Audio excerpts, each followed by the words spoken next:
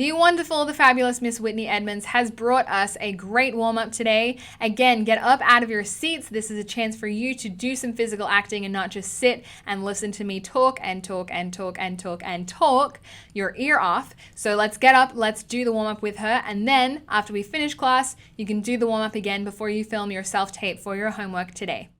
Hello everyone, I'm Whitney, and today we're going to be doing a physical warm-up with a little emotion to it. So what we're going to start with is a couple rag dolls. So if you don't know what a rag doll is, it's basically what it sounds. So you're going to tuck your chin in and you're going to rotate your shoulders forward. You're going to let your arms draw you all the way down. Your spine is going to curl all the way down until you reach the end, and then you kind of just drop and hang. Then once you get down, you can swing around, bounce your hips around, bend your elbows, stretch your arms. And when you come back up, you want to make sure that your chin is still tucked in. This is an example of how not to come up. That's not how we go up in a rag doll. So when we go back down, you gotta go through all the steps and you come back up. Imagine there's an imaginary string pulling you. It's pulling you up. Your chin is still tucked until the very last moment, and then you roll your shoulders back. So we're gonna do 3 of those. Take your time. It's really, really important during rag dolls to take your time, because if you don't do it right, then there's no purpose in doing it at all. So we're gonna go back, tuck your chin in, rotate your shoulders, and let that weight carry you down. Give into the gravity. Bend your knees a little bit. Don't keep them locked the whole time. And just have fun down here. It feels good. Your body needs this. Stretch it out. Take a couple deep breaths in. Ready? We're going to take a deep breath in through our nose, out through your mouth. Do 2 more of those. In through your nose, out through your mouth. 1 more. All right, now slowly roll up. Remember, we're keeping our core. We want to keep our core tight. Like you have that string pulling you up. Your chin is still tucked. Tuck your pelvis. We don't want to have this, but tuck it in. Slowly roll all the way up. All right, we're gonna do 1 more of those and then we'll be done with the rag dolls. So take your time, do it at your own pace.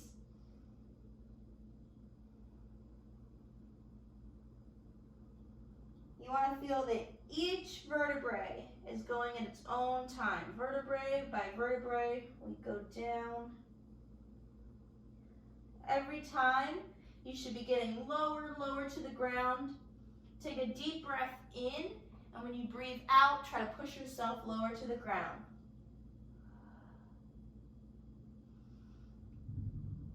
Take your time, and when you're ready, slowly come back up. Try to come back up at half the speed you came up last time.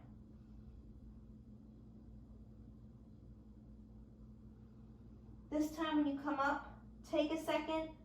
Don't fix anything, don't fix your hair, don't fix your shirt.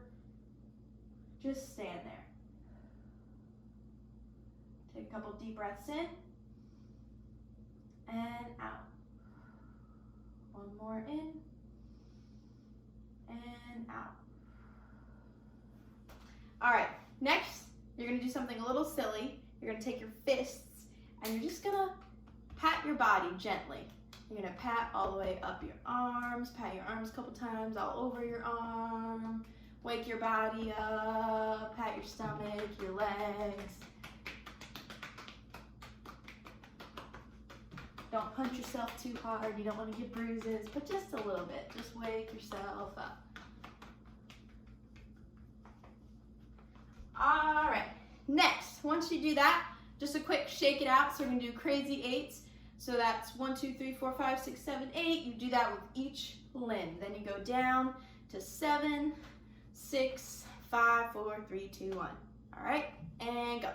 1, 2, 3, 4, 5, 6, 7, 8. 1, 2, 3, 4, 5, 6, 7, 8. 1, 2, 3, 4, 5, 6, 7, 8. 1, 2, 3, 4, 5, 6, 7, 8. 1, 2, 3, 4, 5, 6, 7. 1, 2, 3, 4, 5, 6, 7. 1, 2, 3, 4, 5, 6, 7. 1, 2, 3, 4, 5, 6, 7. 1, 2, 3, 4, 5, 6. 1, 2, 3, 4, 5, 6. 1, 2, 3, 4, 5, 6. 1, 2, 3, 4, 5, 6. 1, 2, 3, 4, 5. 1, 2, 3, 4, 5. 1, 2, 3, 4, 5. 1, 2, 3, 4, 5. 1, 2, 3, 4. 1, 2, 3, 4. 1, 2, 3, 4. 1, 2, 3, 4. 1, 2, 3. 1, 2, 3. 1, 2, 3. 1, 2, 3. 1, 2, 3. 1, 2, 1, 2, 1, 2, 1, 2, 1, 1, 1, 1. And you just shake it out.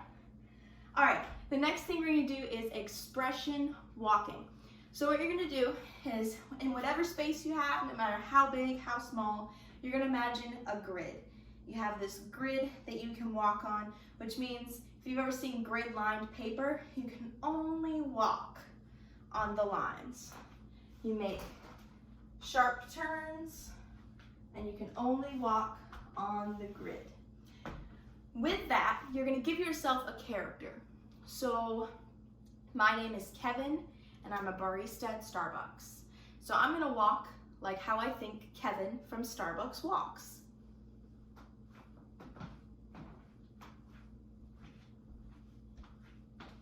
It'll take a second getting into your body, and just keep walking around until you feel like you got a grasp on that character. So you can walk around with me, pick your character, what's their name, what's their job, how old are they, what do they look like, and how do they walk?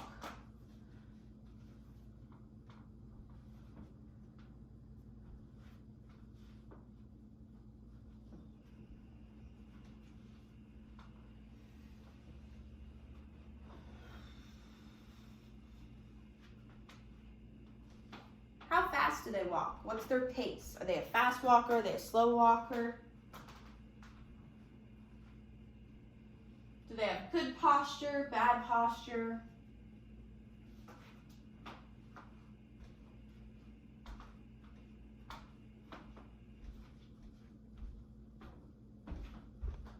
What's their resting face look like when they're walking? Are they always smiling? Are they always frowning? Do they have good eyesight?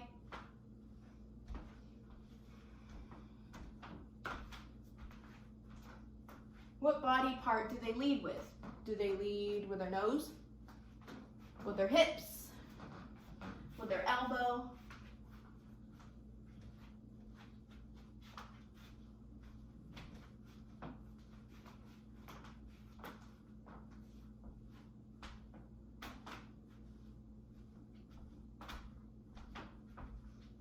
Do that for a few more seconds so you feel like you have a better grasp on the character.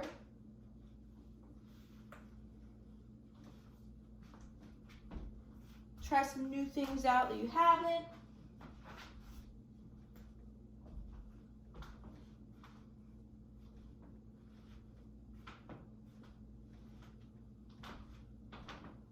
All right, and let it go.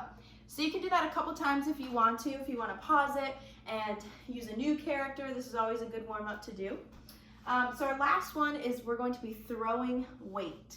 So we're going to start with a light weight. So think of a lemon, just a little bit of weight, really nothing to it.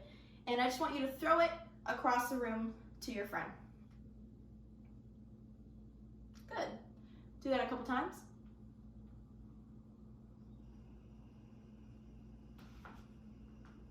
Toss it back and forth to your friend. All right, so switch it up. Now you have a pumpkin. A medium-sized pumpkin, not like one of the really big ones, but it's got some weight to it. It's about like 7 pounds, all right? And now you're gonna throw your pumpkin back and forth with your friend.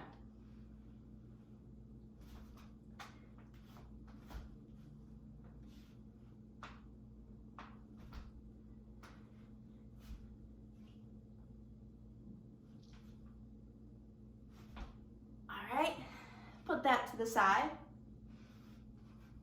And now you're gonna think of like a 20-pound ball of metal, like a bowling ball or like something really big, 25 pounds. You're gonna pick it up, maybe it's like a dumbbell, and you're gonna throw it to your friend.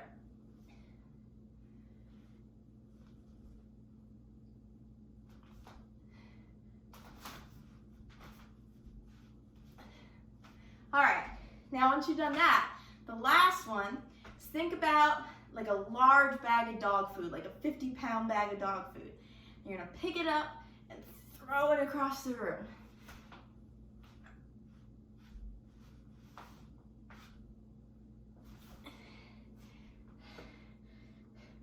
If you're like me, your bag didn't get very far, but try your best to catch it.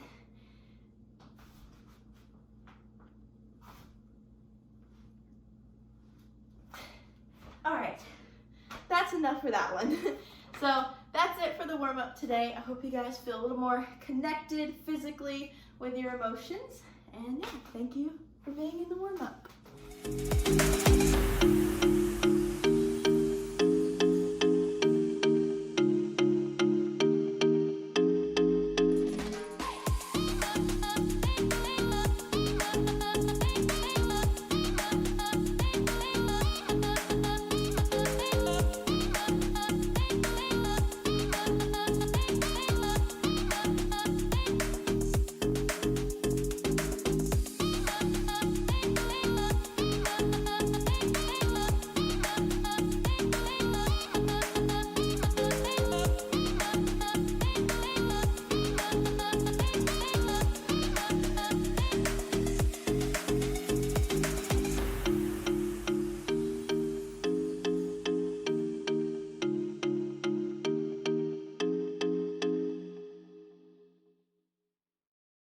So something that we've talked a lot about when it comes to tactics and objectives is obstacles. What is the thing that's standing in the way between your character getting what they want at the end of that scene?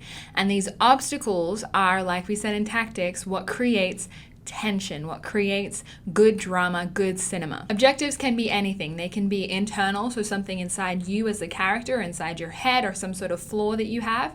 They can be external, so something that is outside of yourself, outside of the character. It could be an environment, it could be another person. They can also be psychological, so questions that come up that the character has to ask and overcome. Obstacles are the heart of this dramatic tension. So more often than not, they're actually going to come from another person or something else that is external in the scene. Again, they can be internal, but you're often going to find external things. So examples of your external obstacles might be a character who doesn't want you to get what you want.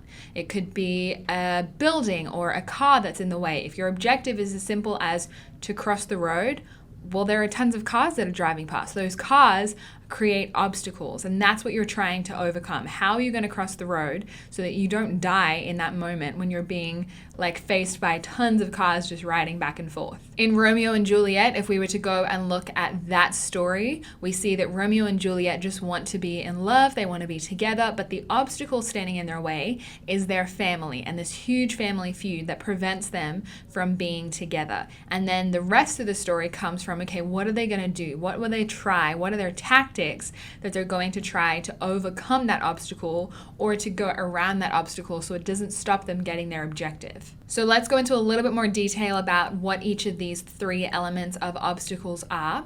The first is internal obstacles. So these exist within your character. So maybe they feel like they don't fit in. Maybe they don't feel good enough. Maybe their skill set isn't up to par. That's something internal that's directly influenced and affected by the character and by their personality, their head, their heart, their skill set. External obstacles, like we said, are things that exist outside of the character. So it could be another person. Maybe you want a job promotion, but there's another character that's also up and running for that job. And there's this tension that happens between those two characters. It could also be the environment. Like we said before with the cars, you have all these things stopping you from getting to the other side of the road. It honestly could even be the room. You may have to have a really private conversation with somebody, but you're in a room where there's only one other person and you can't whisper without them knowing. So that atmosphere then becomes the obstacle. That environment becomes the obstacle, stopping you as the character achieving your objective, which is to tell that person that thing in private. But you can't do that because there is no privacy in that room. It's very obvious if you were to whisper in their ear quietly, or if you were to talk normal volume, the other person would hear you. So there are a couple of different questions that we can ask that will help us identify what these obstacles are. The first is actually addressing the internal obstacles and asking, what is my fatal flaw? What is the one thing about my character that if this was fixed, if this was 100% functional or operating or working or 100% at its best, I would not struggle with anything. Like, what is that thing inside me as the character that's that fatal flaw that's stopping me from achieving my goal? Another question is, what do I lose if I don't achieve this goal? What is it that's going to stop me from being able to do this? Why am I so scared? Maybe I'm fearful. So what is it that's stopping me? What am I losing if I don't achieve this objective at the end of the scene? Another question is, what am I afraid of here? It might be that it is an internal fear, and it's, what am I afraid of? I'm afraid of being found out. I'm afraid of looking like a fake. That is another another obstacle that can prevent you from achieving something in the scene. And finally, a great question to ask is, if you are in a scene with another character, you ask, what is the other character's objective? Are they the same? If they're both the same and you're playing on the same side, you're playing on the same team, and you both want to achieve the same thing, then either it's probably a really strong friendship that was created by the writer for a reason, or it's really boring scene. More often than not, if you are in a scene with another character and you're not both aligned on the same side, you're actually going to be opposing somehow. There's going to be this conflict happening where you want one thing and the character wants something else, and you both have to figure out, okay, how am I going to achieve my objective with this other person and their want standing in the way?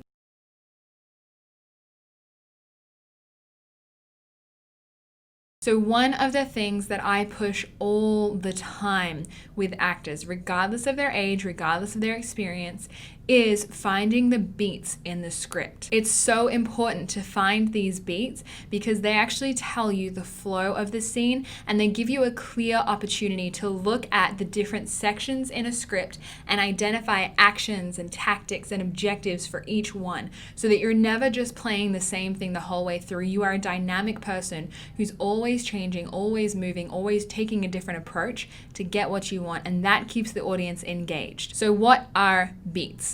Now, there are two different definitions for beats. I'm going to address both of them, but there's one in particular that I refer to when I'm talking about beats. The first definition of beats is the small pause that happens in between words or phrases of a line or of dialogue. So it might be example that I am talking to you, and then there was a short beat and I kept on moving with another part of the topic.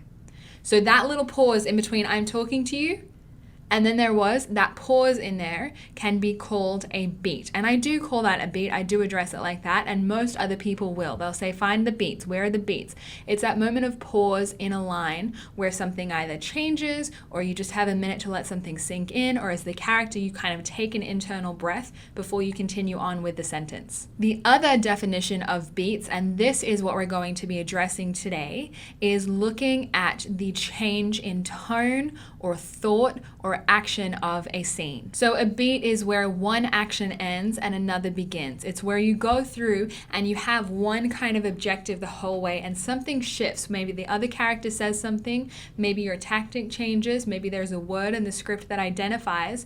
We've then changed to another topic or another subject or another intention with what we're saying. So when we're looking at these larger beats that take up multiple lines, we're looking for the change in thought or the change in subject. We'll get into how to find that in just a second. But it's important for us to understand that beats are natural. Not only are they natural within a line, because you have to take a breath at some point, like I just did, and that's natural. Breath is important as an actor because it's such a human instinct. It just happens. So we want to see those breaths. We want to see those pauses in lines. One thing to note when you're looking at beats, before we get into the how of how to find those beats, is to actually pay attention to the genre of the film. If the film is something like a drama, you'll often have fewer beats, and these beats will be identified by the protagonist more often than not. It'll be a protagonist coming to a realization, making a discovery, or making a decision that then prompts the next part of the story. It's like this moment where everything comes up to a halt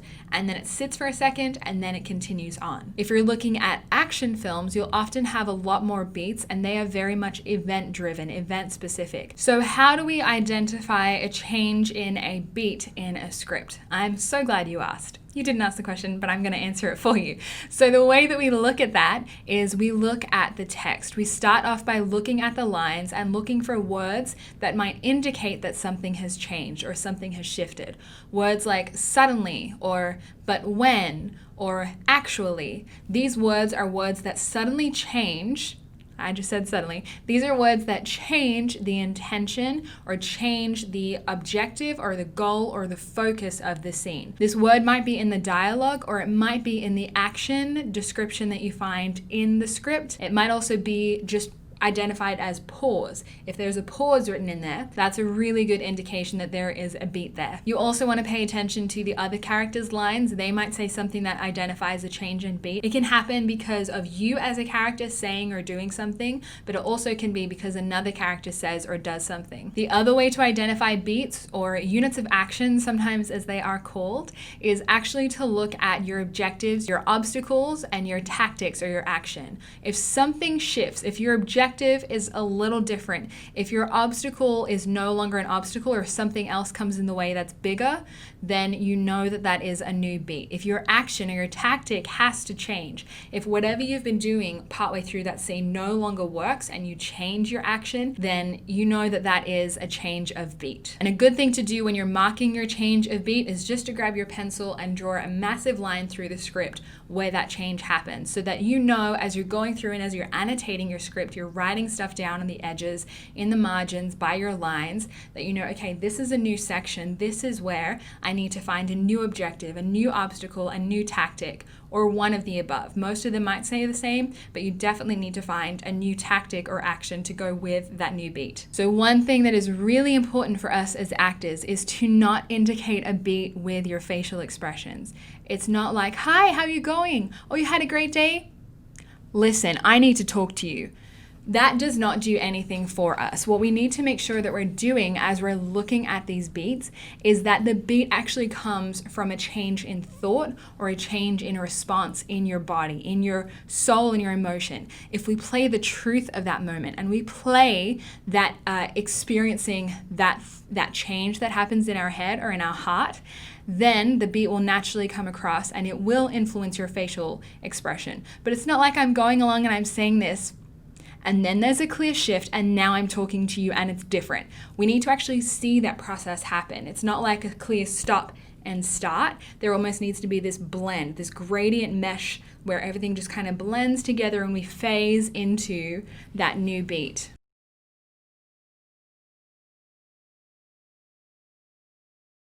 When we're looking at script analysis, it's important as well, after we've gone through the objectives and the obstacles and the tactics, to look at things like the environment and our relationship to the other characters. When you're analyzing the environment, you want to look at the atmosphere. You want to look at where are you in that moment and how does that influence the character's feelings and behaviors. If you are at home and it's your house and it's your bedroom, that elicits a very different response to being in a stranger's house in their bedroom. It also is different if you're in the bathroom than what you are in the living room. The bathroom, usually nobody is in there with you. The living room, you might be more comfortable with people being around.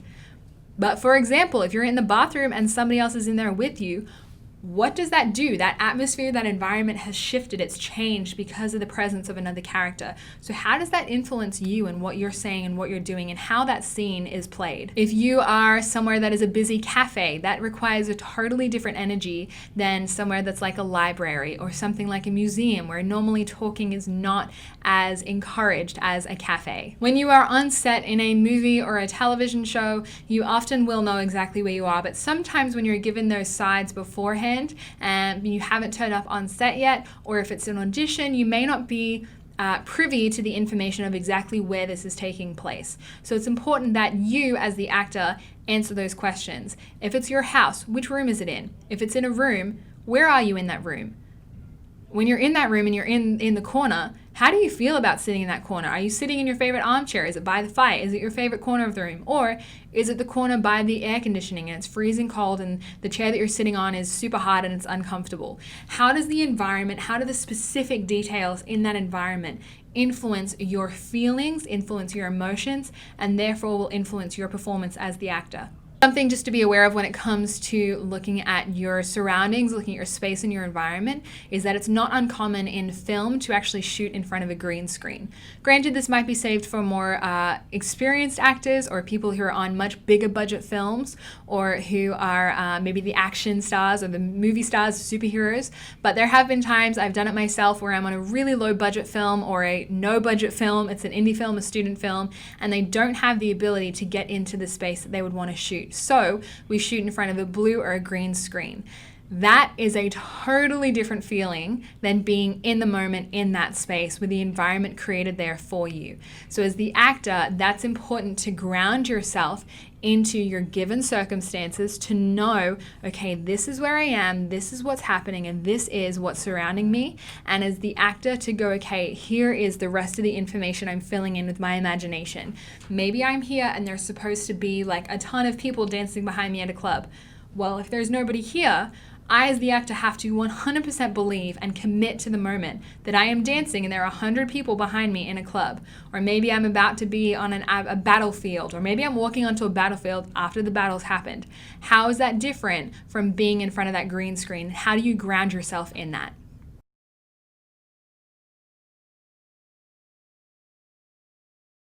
The other thing that is really important for us to look at as the actor is our relationship to the other characters in that scene.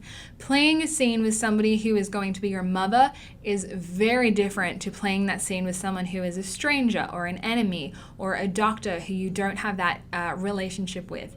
The mother and the doctor might know the same information about you. Maybe the doctor knows more information about you than your mother would, but it's going to be a very, very, very different scene when you decide who that other person is, what you feel toward them, how they feel toward you, and what it feels like in that moment. Even if you are doing a monologue or you're doing something where it seems like nobody else is around and you're just talking to yourself, you are still talking to somebody. You are still talking to yourself, or there's somebody off camera that you are talking to. So you have to make sure that you understand who that is and how you feel about them. So quick examples of who you might be talking to. Maybe it's your mom, your dad, your sibling, brother, sister. Maybe it's your cousin, your boyfriend. Maybe it's a stranger. Maybe it's an enemy. Maybe it's a frenemy. It's one of those people that you keep close, but actually you really don't like them. You're just scared of what might happen if they weren't in your circle. This is going to influence how you speak about them, how you speak to them. Also have a look at how you feel about them. Are you in love? Are you angry? Is your relationship estranged? Do you feel comfortable and happy and confident around them? Do you feel happy but you don't feel confident around them? Answering those questions will give you a lot more information than what you might anticipate.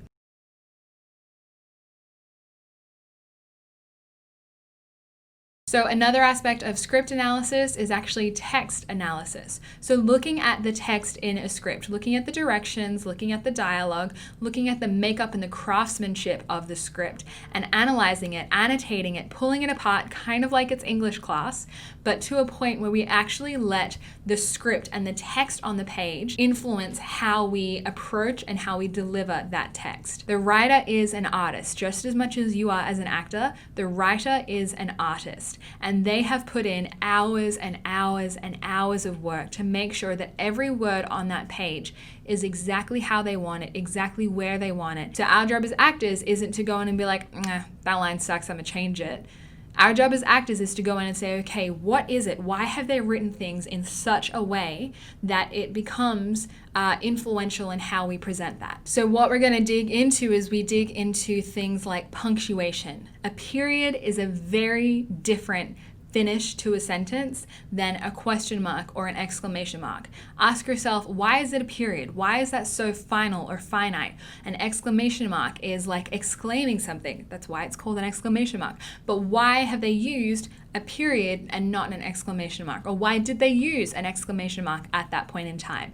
That will give you a lot of information about what that line means, what the subtext might be. It'll give you a lot of information on how you can deliver that, because delivering a period is very different to delivering an exclamation mark. A question mark is also something to look at, and that's going to be very, very different. It's asking a question, and you can figure out, okay, where is this question coming from? Is it coming from a place of purity, of actual curiosity? Is it coming from a place of, I know the answer and I'm fishing for something? So analyze what that punctuation is. Even a semicolon or a colon in the middle of a line or at the end of a line, a dash at the end of a line might mean that you're not completely finished your thought and someone interrupts you. That gives you a perfect direction of how that has to be delivered. You go through, and as you come to the end of that line, the other person just jumps right in. So as the actor, Our job is to fill out, okay, what was I actually going to complete saying there? What was I going to finish saying so that we can continue on? That's our intention the whole way through,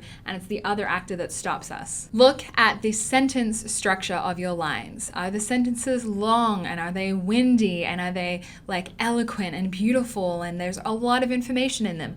Or are they very short? Are they sharp? Are they to the point? Are they as simple as Jesus wept?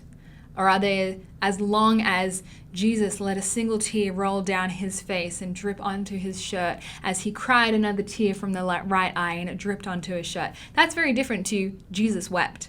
So as the actor, we can then sit there and say, okay, what is it? Why did the writer choose to have such a short sentence or such a long sentence? What does that tell me about my character's feelings in the moment? What does that tell me about their intention?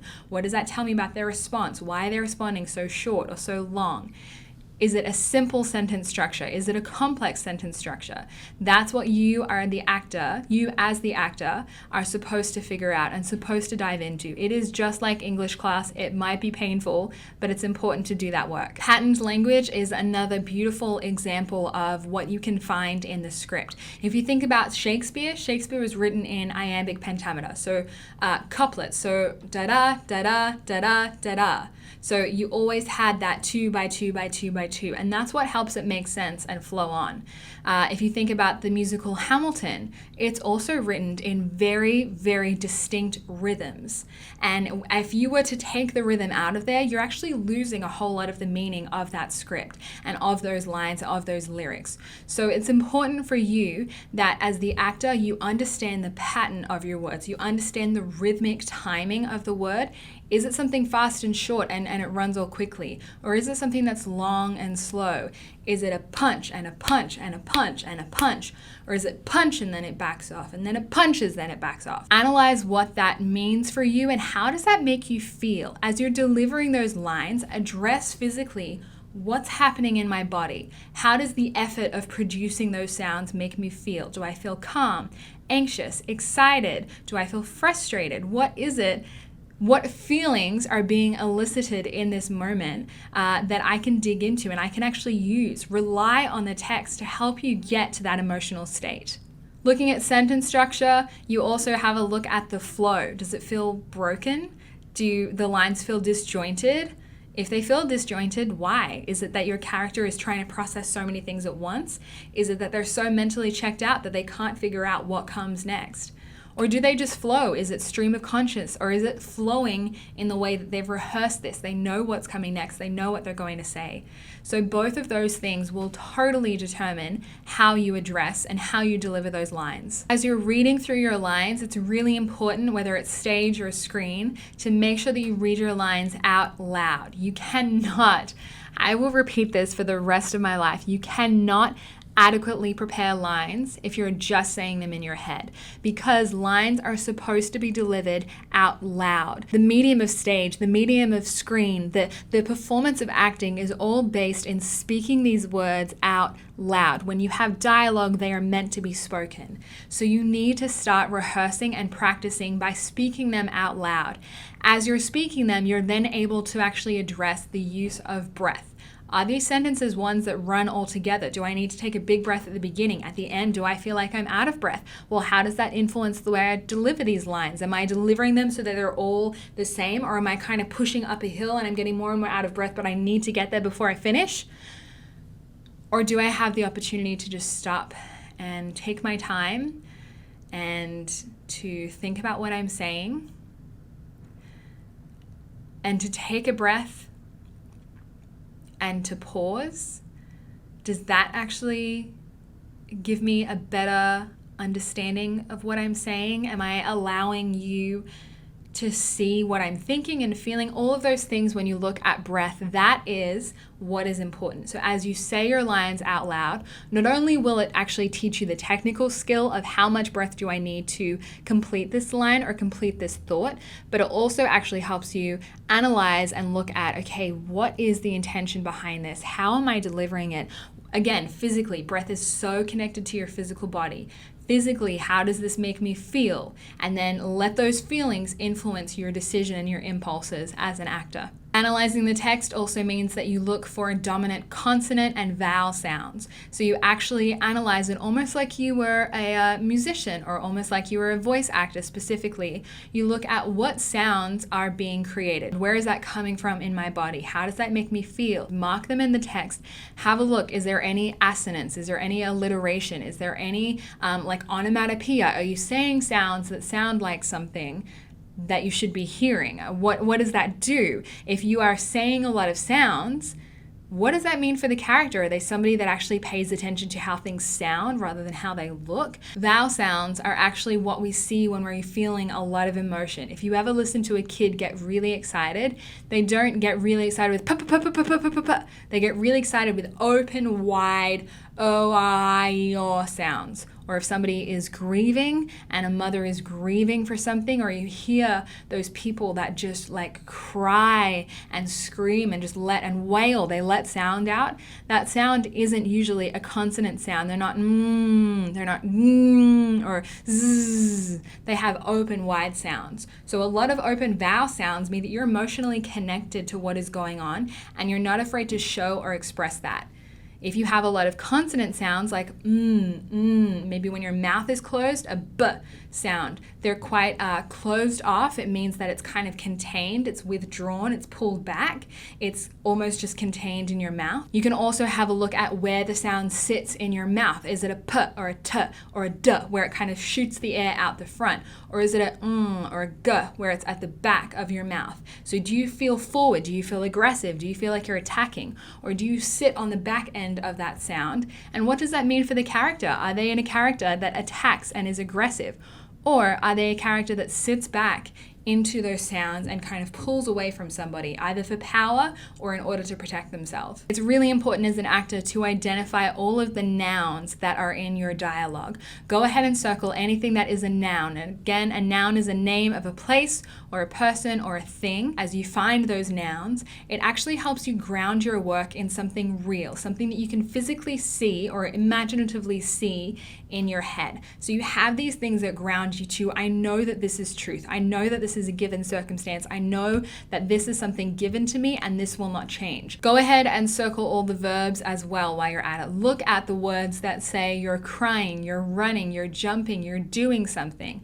Those are the action words and they're going to help inform your action, inform what is it that I'm doing in this scene. And while you're at it, look for your adjectives. Look at how are you doing something? How are you describing either something that's happening, how are you describing how you're feeling, how are you describing another person, how are you describing a situation that you just witnessed. If someone says that they were rushing, which is an adverb, a description verb, or a descriptive verb, a really big question with text analysis is why. Why is that word here? Why is it that word and not another? Why? If you can analyze this text and answer why to every blessed thing that you see on that page, whether it's a word or a punctuation mark or a pause or an indentation, if you can answer why, you will have a library full of information for your character and your performance.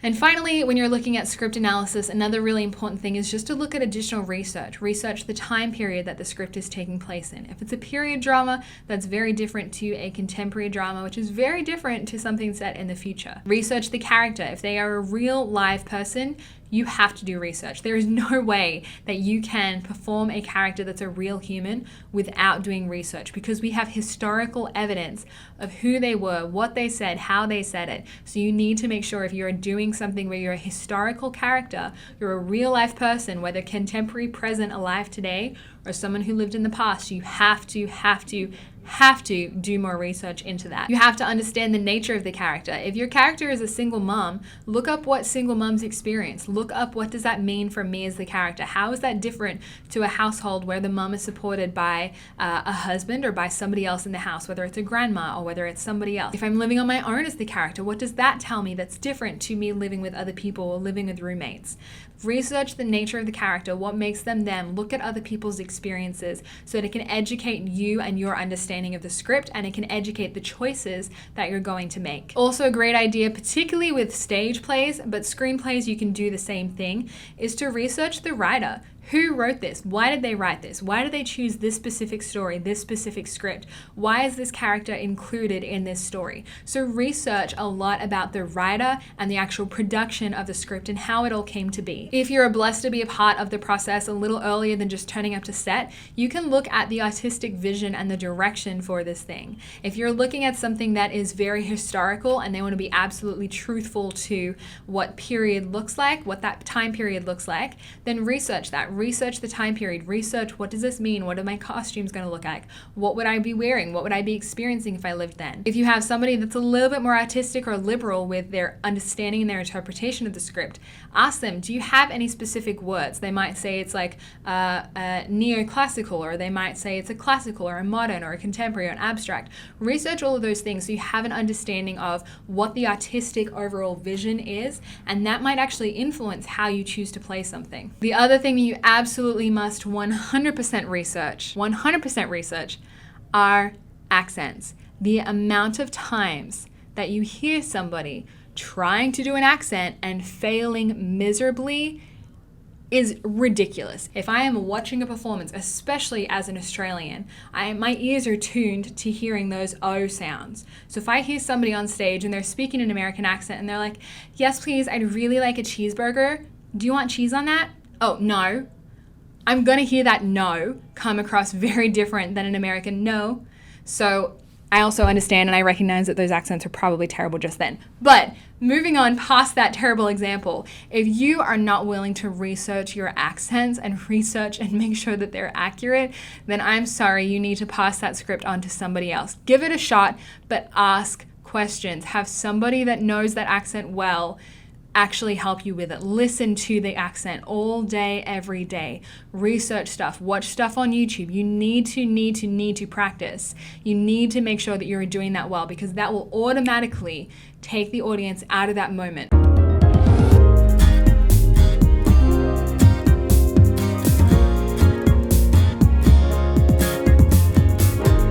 So day 4's homework. We are going to go back and revisit the scripts that we've had at the beginning of the week. And now what I want you to do is pick something that you're familiar with, and you're going to go ahead and analyze that yourself. So write down your character's given and imaginary circumstances.